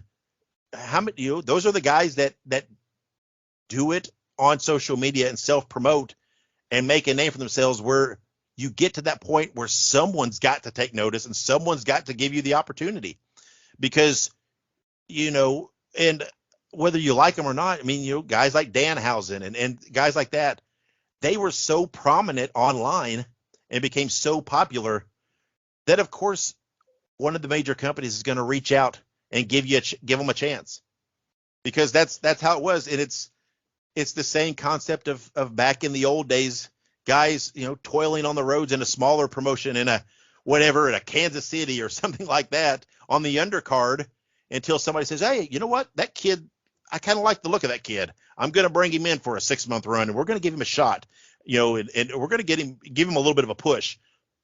And then, that kid does well in that. And then somebody else says, oh, I'm going to use that guy as a top guy, right? I'm going to take him and I'm going to, put a run on him. And then next thing you know, he's getting snatched up by the guy on national TV. It's the same concept. And it's just about getting eyes on yourself and self-promoting yourself enough where you get to the point where you've made yourself valuable enough that someone's going to take a chance and try to cash in on you. And then when you get that opportunity, it's all about, what you do from it. But it's weird to me, because I think wrestling business is very circular. And yes, absolutely. And it's you see a lot of repeat stuff, and sometimes the dressing and the tools are of course different because it's a different time period, but it's in principle it's the same stuff. A lot of the things they're doing now is a lot of the same principles and stuff that were done in the 70s and 80s. It's just done, with the modern tools and modern take on it. It's okay. So now you brought up two fascinating points and two people that, so I want to circle back here quick, because, you're talking about people who understand social media and how to use it properly. You're also talking about how, it's almost the same thing, social media today versus how promotion was done. When you break it down, it's still the same concept. It's just a different way of presenting it. And the two names you brought up were MGF and Danhausen. And these are two, in my opinion, great examples, because for two very different reasons, right? Yep. Danhausen, we'll start with him. He had the MMA background, then he gets into pro wrestling, and then he's got this character that he's developed. And people are looking at him going, oh my God, we've never seen anything like this before. But we have in wrestling history. There's been guys like him have been a part of wrestling since the 30s. Right? You can go almost like you said, it very cyclically speaking. You look into the 50s, then you would look into the 70s, then you look into the 90s. Right now, you're looking at Danhausen now, and the modern generation, because they don't have that that feel for the history, or they don't know that much about the history. They're looking at this guy like, this is the greatest thing I've ever seen, but they don't understand that what he's doing is great. Don't get me wrong, I'm not trying to take anything away from him, but it's been done before. Just he's found a way to bring it forward into 2022. MGF is the same thing, right? You look at when he cut that big promo and he told called Tony Khan an effing mark on television and whatever, and people are looking at that like, oh my God, nobody's ever done that before. Well, all you have to do is go and look at programs from the 80s, the 70s. You didn't see it get televised because there was not a whole lot of national programming, but there's a lot of guys that had their mics cut or had scenes rewritten, not scenes, but like promos rewritten, and they had to go and reshoot whatever because they went off and they did something like that. The difference is that now social media, it's instant. Everybody sees it. Right. So it's a different way to look at it. The end result is the same, right? These guys are getting over. And the tools that they're using are really, in essence, tried and true methods. It's just the way that they're going about it is just updated for like 2022. It is. And I think you can add to that, especially like with those, especially with a guy like MGF. it's all about it's the commitment they've made Yes, to what they're absolutely. portraying, because guys don't do that, right? And that's what sets MJF apart, because he's committed to it, right? He does not on Twitter or anything else, doesn't drop that. So you start to wonder, well, where does the line drawn where the dick ends and the real guy begins? Yeah. And you don't know where that's at because of his commitment. And it's like, because it's like, I don't know, and again, I don't like speaking badly of anybody at all who's trying to do whatever it might be, even if it's not something I like, whatever. I'm the kind of guy, it's like, oh, I just won't watch it. Yeah. But it's like, there's so many guys that purely want to do wrestling just because they enjoy it or they like it. And there's not enough guys that want to do it to make money and to try absolutely to achieve. And you can do both. You can have both. It's just all about presentation and commitment and staying with it and knowing when to say no, because there are certain things you've even if you want to do it or you think it's harmless to do it, sometimes you have to say no if it's what's right for what you're trying to present. And that's just the way it is, because I can sit here all day and I can wax poetic about professional wrestling and my passion for it and my love for it and whatever else. When you cut down to the core, it's a business, it is a job, and these guys are in it to make money. And if you're doing something as a job and it's your profession, your goal is to be as successful and as high a level as you can and make the most money you can at it. And I think guys forget, you can get into wrestling for the passion, but once you're in it, you have to have that business side of it, and you have to have that desire to be successful and to make money. And sometimes, I don't know. I mean, we've all worked jobs that we don't like, or we don't get along with certain people, or we don't necessarily enjoy because we have to make the money and we have to do it. So sometimes you can't just do things with people you're friends with in the professional wrestling business and think that you're going to maximize your money. Sometimes you have to do things outside your comfort zone. And it's I don't know. I mean, it's hard for me to phrase what I'm trying to say. You can't just, I don't know. It shouldn't be a hobby when you get to a certain level. It's not just something you do for self-entertainment. It's a career choice. And you have to, I don't know, you have to think about it that way. And you have to, I mean, again, you have a guy like MJF who got to a certain point where he understood his value, and he understood that he was worth more than what he was getting paid, and that he had the power. So he called the bluff on it and said, you know what, I need more money. I'm making you money. Some of that money needs to come to me. And he got that money. He got it, and he got the position, and look where he's at now. And it's because MJF, I'm sure he enjoys what he does. I'm sure he loves it. I'm sure he has a passion for wrestling, but I don't think he makes any decision. I don't think he gives two shits about any of that when he makes a decision. I think everything he thinks is, okay, well, how am I going to make money off this? How's this going to better my position so I'm going to make more money?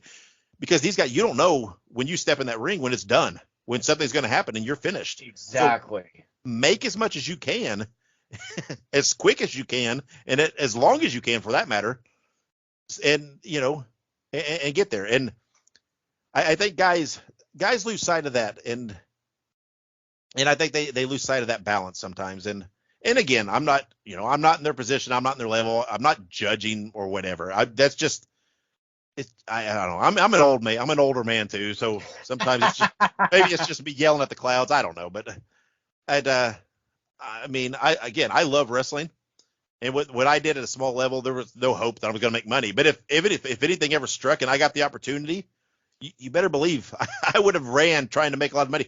You hear it all the time. You hear, like the sheep herders and the bushwhackers. You talk about I just watched one of the Tales from the Territories where they were talking about, I think it was Portland that he was on. And he talked about, here we were this hardcore team, this bloody team, and whatever else. And the next thing you know, we're this cartoon character on WWF, and people say, why? And I'm like, I got one good answer for you: money.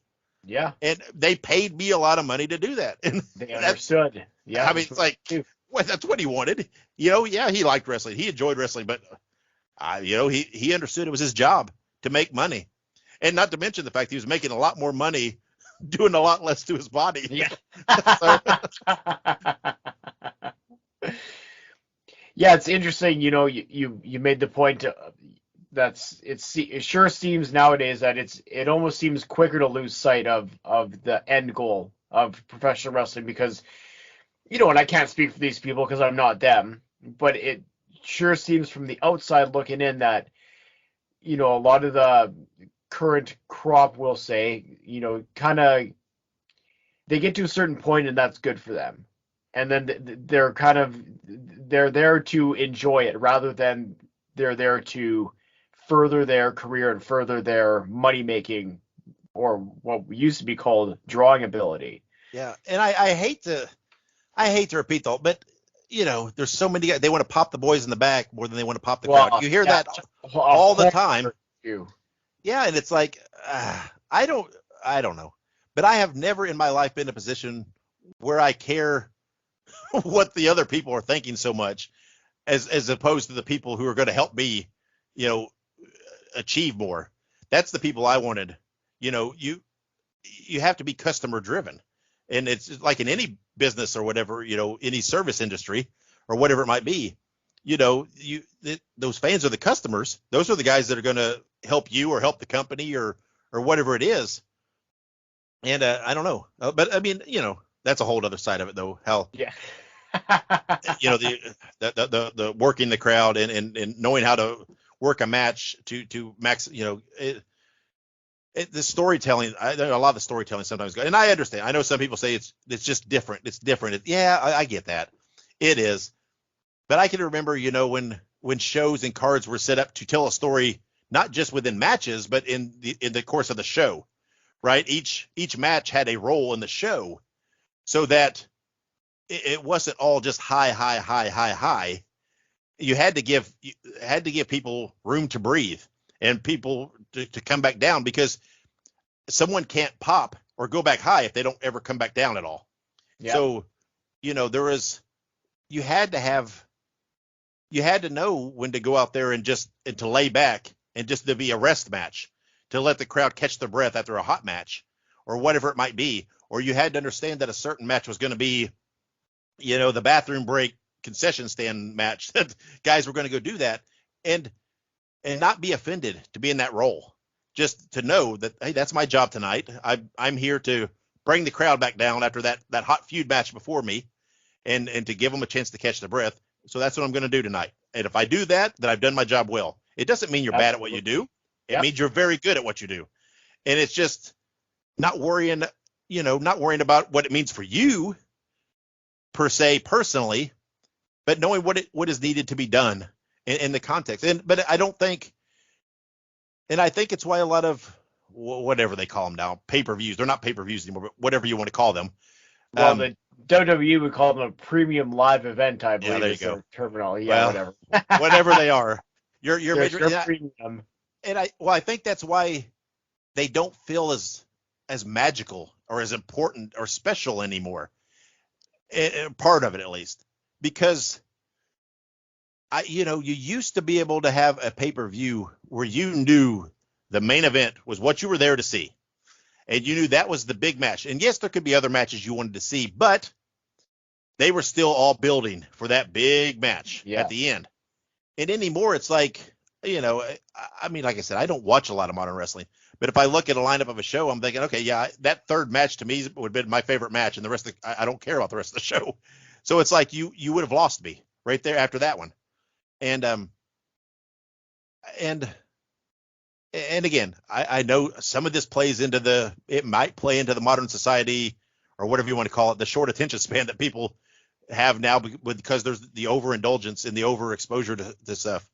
And I I think there's a lot of things to be said. It's not just from within wrestling itself. And I don't know. I get it. Ratings are broke down to quarters of hours, and it's everything's so minute anymore that it's maybe, I don't know, maybe it's a little too over-examined, finite, in the finite sense, and not as much in the overall sense sometimes. So. Yeah, well, you certainly see that when you look at a pay-per-view lineup. There's 14 matches, and you're like, oh, okay. You already know what you're getting into. You almost. I would love for somebody to have the balls to put on a 5-match pay-per-view. Yeah, with every match having a build. There you go. I would love for somebody to have the guts to just do it.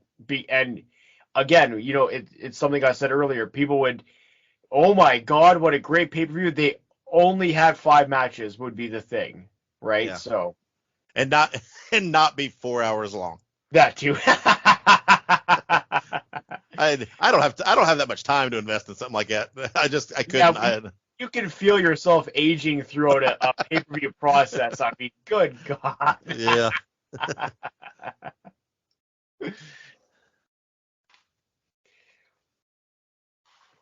So I guess if we've gone on and on about the newer stuff, and we way earlier in the program buried a little bit about projects that you've been involved with. Obviously, we talked about a couple of them, the old wrestling promotions, some of the research that you've done over the years, this podcast, which everybody has been enjoying over the past few years. What other projects can you see yourself doing in the future? Either whether it's related to professional wrestling or whether it's something maybe you have another passion for.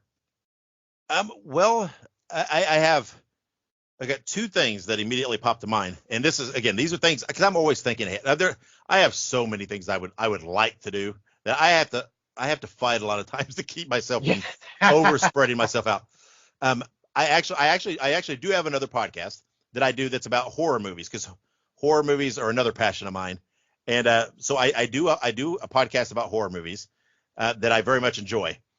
My other thing is I have a life goal that at some point in time I want to publish a book, and I have done some writing in the past. I've written for newspapers before. I did sports coverage in Indiana for my local newspaper there for a few years. I have had a couple stories published in comic books, very small scale, independent company comic books long ago. Some things like that, right? I've had a few little articles here and there, just dabbled and stuff like that, and I do enjoy it.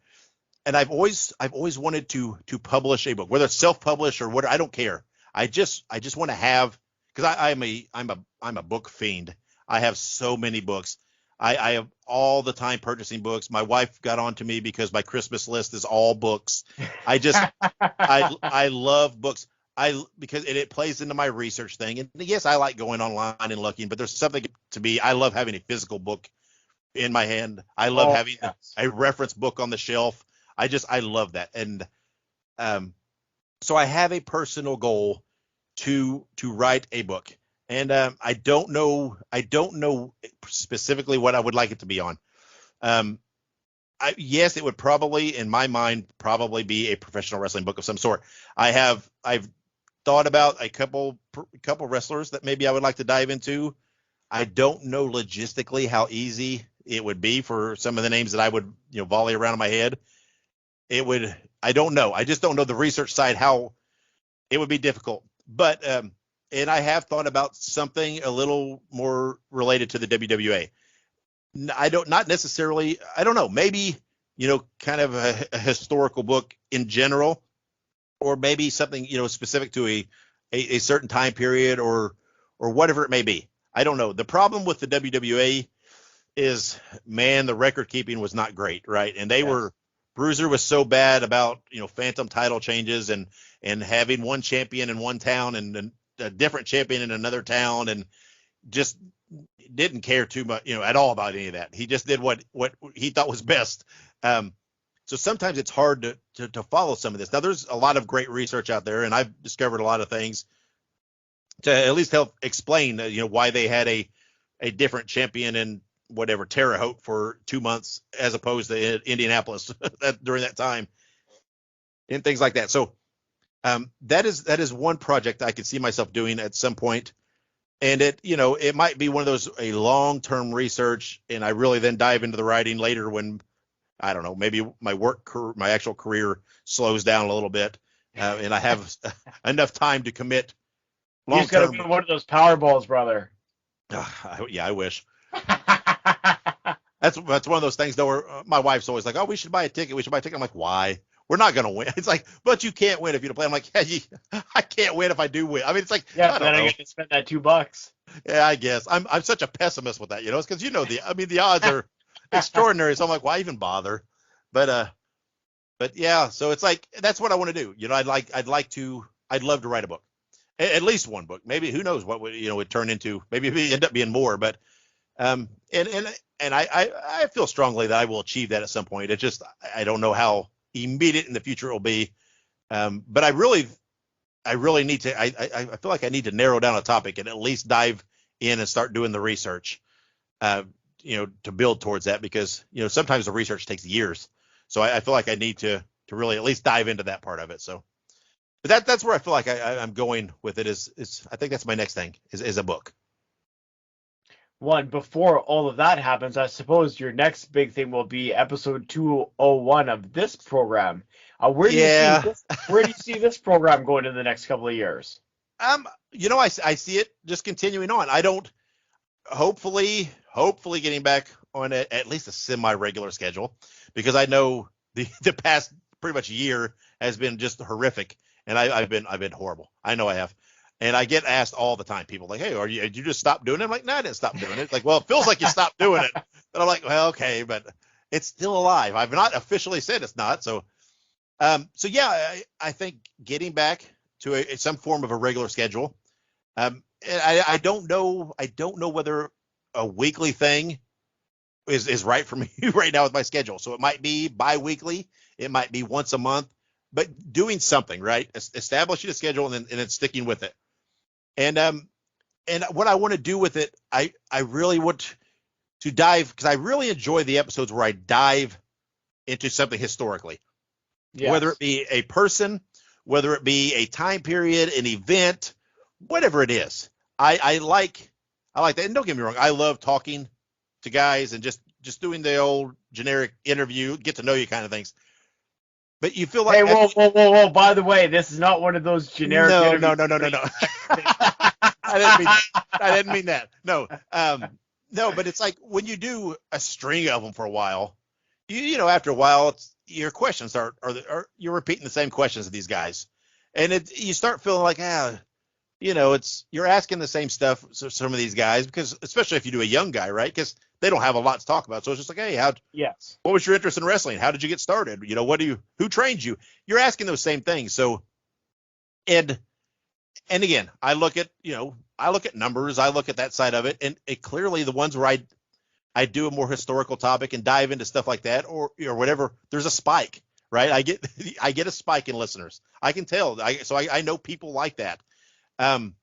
So I think that's more, what I will do is switch to, slowing it down, whether it be bi-weekly or monthly, but doing a deep dive into something with those episodes in historical, and hopefully sometimes, yes, that will involve interviewing and talking to guys specific to that, if they're still available and still around, because some of those guys still are out there, and so having them to get that firsthand account. But then if I have a guest or I have an interview, it being very targeted, a specific reason, where we're not talking about trying to expand a whole career talk, but speaking about something, more specific and more, finite. Yes. I think that's what I need to do. I think I want to have each episode a little more focused. Yeah, it's I just want to cue in on what some of you were talking about in the fact of, you get a spike when it's something more historically speaking, and especially when you can really dial in on something. Like, I know you've done some great episodes where you'll look at somebody specific, their point in time in the WWA. Like, I think one of the later ones you did before the little hiatus was, I believe it was Scott Steiner in the WWA. Yeah.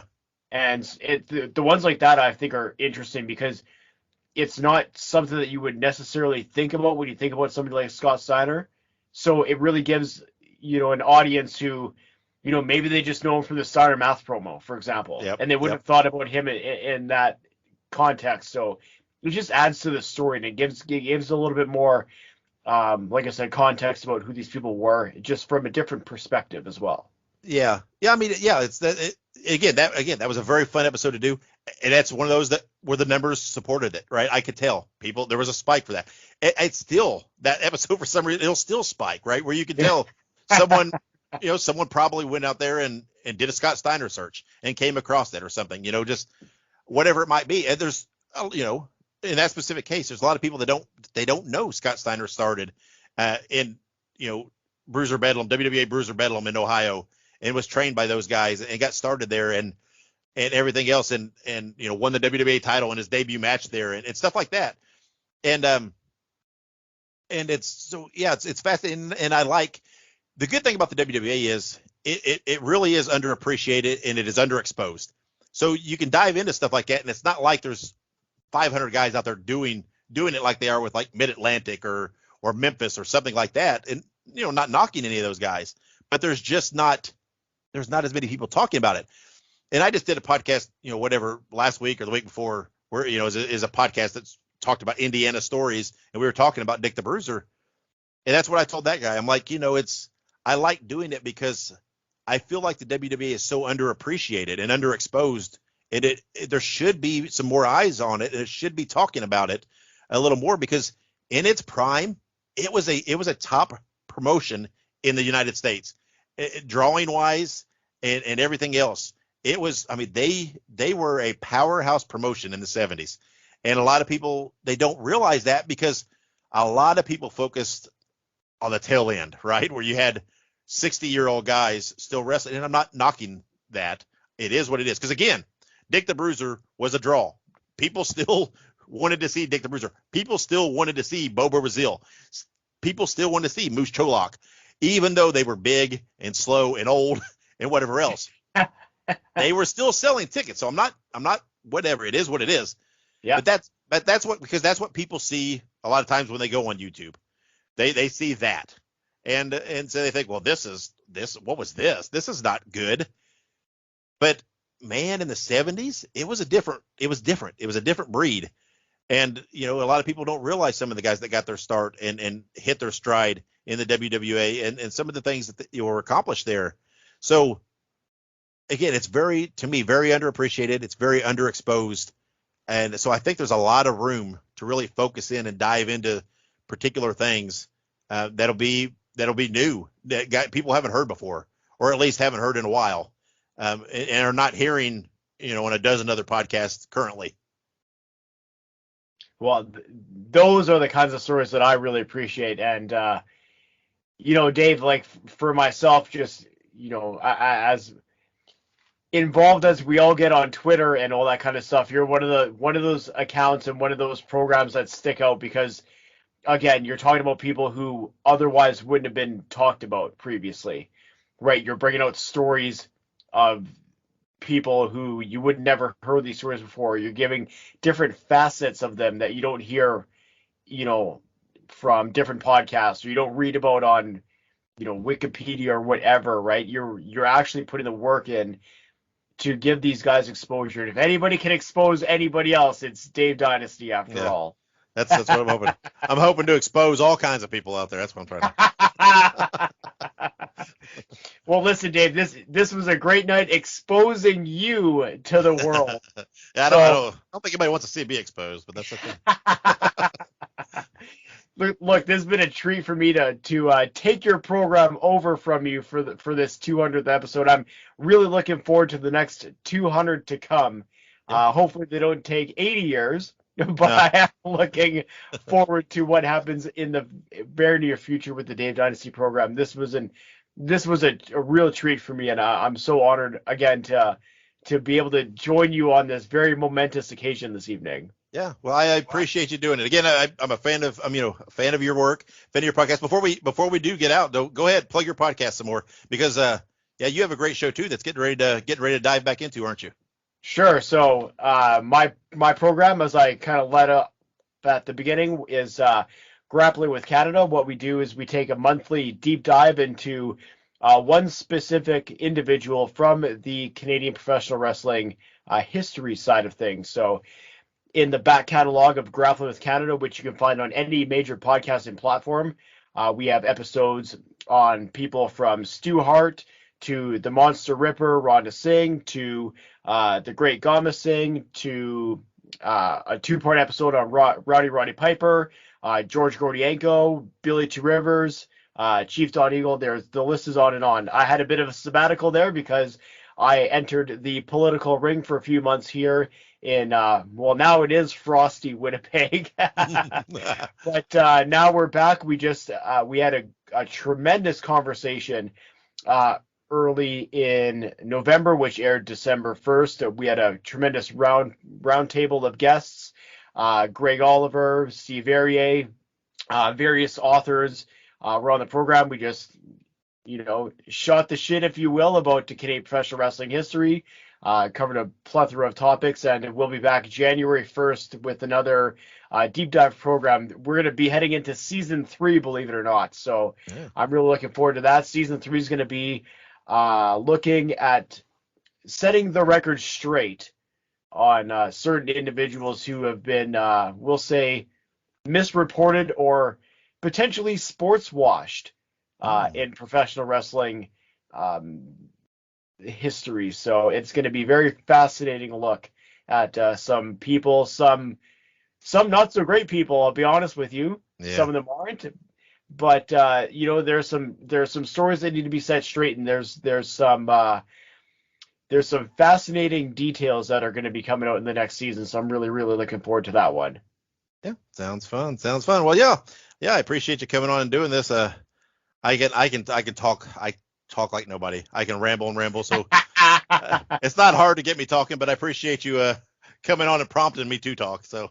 Absolutely, and it's going to be payback because I'm going to have to get you on Grappling with Canada very, very soon. Yeah, sounds fun. Yeah, sounds good. Hey, David, this is Scott Romer, a.k.a. Saul Creechman with the WWA, Dick the Bruiser's territory, back in the 80s. I wanted to congratulate you on your 200th episode of your podcast. You are a great wrestling historian. Your stories keep the memories alive. You've done a great job. Once again, congratulations, 200th episode of your podcast. I love you, my brother. Keep up the good work. If you like horror movies, be sure to check out Dave Dynasty and Ike Isaacs on the Listen to Their Screams Horror Podcast. It is available on all podcast platforms and on social media at Listen to Screams. That is Listen, the number 2, and Screams. Hey everybody, I'm Hustler Rip Rogers. I'm at the gym hanging and banging, training this Sunday morning. But anyway, I just thought of something. It's Dave Dynasty's 200th anniversary show, podcast, whatever it is. He's over with me. But the main thing is, numbers 200's coming up. I just wanted to thank Dave. Thanks for everything he does with wrestling. And you all have a good day. All right, and we're back. It's back with Ike and Dave here. The interview's complete. An hour and a half of me rambling about anything and everything. That pretty much my thoughts on wrestling and whatever else. Hopefully, it's not. Hopefully, people enjoyed it. Hopefully, they're not too off put by it. Hopefully, people don't think, well, this guy's an asshole or this guy's an idiot or whatever. Or at least maybe they found something captivating about it. I don't know. I guess there might be something captivating enough that they are listening to this now, so if they've stuck around this long, maybe that's a good thing. I don't typically like doing episodes that long and interviews that long, but it is our 200th, right? So it should be a little bit jumbo sized. But anyway, but if like I mentioned earlier, if people like hearing us talk, and we like to talk, we also do another podcast. We do a podcast called Listen to the Screams, where we review horror movies and talk about horror news and stuff, because just as I'm a lifelong passion, with professional wrestling, we also have lifelong passions with horror movies. So if you like horror movies at all, go check that out. You can find it on all podcast platforms. There's another historical thing.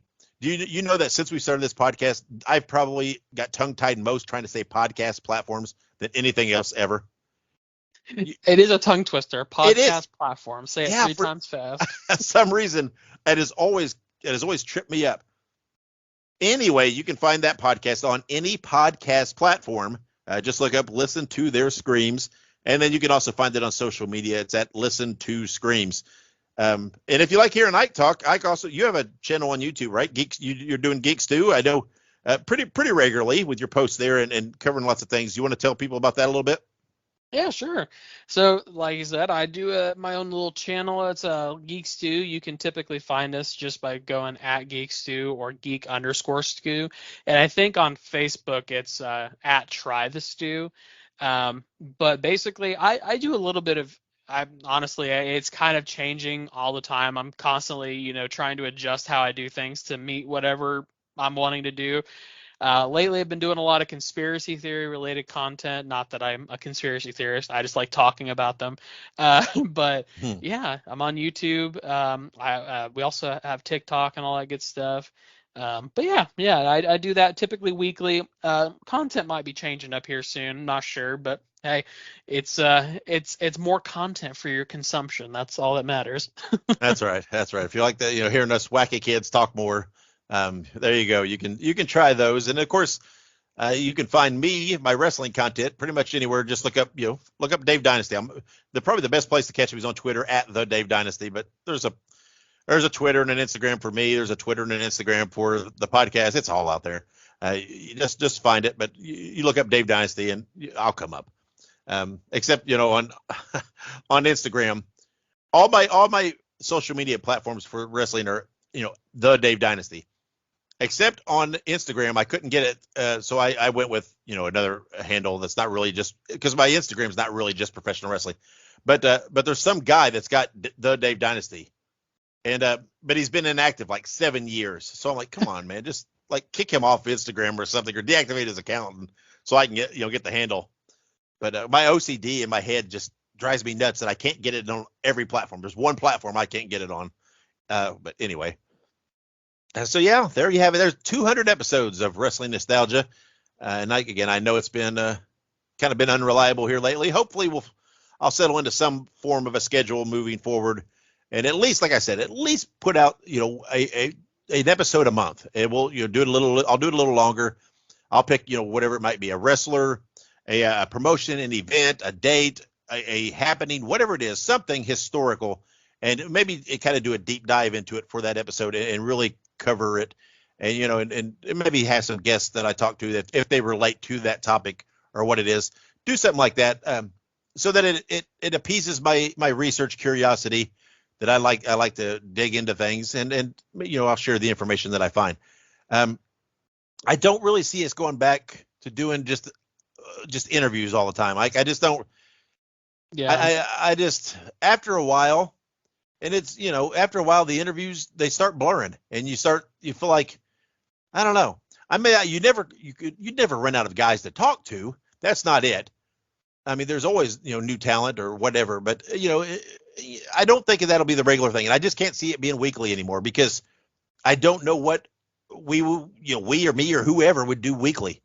Cause I don't watch modern wrestling. I just can't stomach it. So I can't talk about that. Don't want to talk about that. All my interest is in the historical stuff. That's why it's called Wrestling Nostalgia. The nostalgic stuff that I enjoy still, and again, to do that properly, to talk about history and nostalgia and the older, it takes more research, and I can't do that weekly. I cannot dive. If I do, I will get nothing else accomplished, and I do not think my employer and my wife would enjoy that. So that's why I think it'll be a monthly thing. And I'm not saying there won't be occasional interviews, right? There might be an opportunity to talk with someone that really jumps out, and whether it be a veteran historical type figure or something like that. So there might be those, and those might, whether I use we use those as a regular monthly episode, whether we drop a bonus episode in between them, who knows? I don't want to be locked in. I feel like I'm going to try to keep a monthly schedule, and anything beyond that, it's just going to be whatever I feel like doing. Because I don't, again, got zero interest in really touching on the modern product. Right. There's parts of it I like, parts of it I enjoy, but that's not enough to carry anything. So it is what it is. So that's what's going to happen. But it's but the podcast will continue. It'll continue in some fashion moving forward, and it'll be similar to what people like, because when I've done historical episodes, there's been a spike. People like those episodes, and people really listen to those. So I figure, okay, then I'll do those, and I'll just do them once a month, and we won't worry about doing the weekly interview and try. The hardest part of that is scheduling. Yes. Try Try to get people, because everybody's busy and things change, and it's so frustrating when I get a text from you or whatever, like, hey, I can't get a hold of this person, they're not answering, we're supposed to do this interview, and then I reach out to them and they're like, oh yeah, something came up, I can't do it. I'm like, yeah, you couldn't let me know. And and I'm not trying to be presumptuous, because I appreciate that they are donating their time. I'm not saying, hey, you have to do this or whatever else, but hey, just let me know. But Right. But the scheduling is the hardest part. So that would take away that stress, because it shouldn't be that stressful. So whatever else. So anyway, happy 200th episode, Ike. And this is goddamn. Because here I was when I was coming into this, I was thinking, we've done this four, maybe 5 years or whatever. But when I looked at the date, it's 6 years, over 6 years. But geez, that's a long time for a podcast to run. Well, I was gonna say it's weird to think that when we both started the podcast, we lived in the same city. Well, Yep. Since then, I've moved twice. I moved up north because we both were in Indiana. I moved to northern Indiana, and then you moved to the East Coast, and then I now live in Florida. So it's like it's crazy that, like, when we first started, we were both living in the same area. Well, yeah, and I mean, since we started, you got married, right? You weren't married when we started. Since we started, I don't know, just lots of change. I work for the same company, but I've gone through like two different positions since then, two different changes of position, positive changes. Don't get me wrong, they're not like I got demoted or whatever else, but positive changes. And it's just wow, so much has changed in that 6 years. It's crazy. It's crazy to think. But my passion for wrestling has not changed. It's just, it hadn't changed at all. It's the same passion I had before. I don't mind going to a wrestling show and watching if it's a current product, and I'm like, it's fun and whatever else. But it's my passion in professional wrestling lies in the historical aspect of it, and that's just it's the way it's always been. It's always what it is, and that hasn't changed. So, but anyway. So who knows? Who knows if we can get another 200 episodes in? I don't know. Who knows if we'll get to 250 or 300, or who knows where we'll wind up when it's all said and done. But or if we'll make it another 6 years, who knows? You never can tell, right? So, but like I said, this will be coming out the week leading up to Christmas too. So Merry Christmas, everyone. This is your present. This is all you get from me. An hour and a half interview with me. Merry Christmas. Whatever. I don't see myself re-releasing the Christmas episode again this year. It's subjecting the world to more of my singing. But if anybody wants to hear it, if you feel like hearing it, just look it up. It's out there. Yeah. But it exists. It's once it's in the internet, it's out in the internet, right? It's not be very hard to erase it, and especially the scars that it's probably caused people if they've heard it. But well, whatever. I never claimed to be a musician. Well, actually, I am a musician. I do play guitar and everything else, but I never claimed to be a singer or a professional musician. So, mind you, that's what you get. So, but there it is. We're gonna put a wrap on it, put a bow on it, get out of here for the 200th episode. It's official. Like I said, whether we never ever put another minute down of this podcast, we've at least got to 200, and then I feel comfortable with that. So, but we will. There will be future episodes. I'm not saying that at all. But there it is. So, Ike, before we get out of here, any last parting words on this 200th episode of Wrestling Nostalgia? Absolutely. It's been real. It's been fun, and it's been real fun. Yeah, I don't know about that, but we'll see. You haven't heard the hour and a half long interview with me yet, so you can't say that yet. You can't say it's been real fun. That's fair.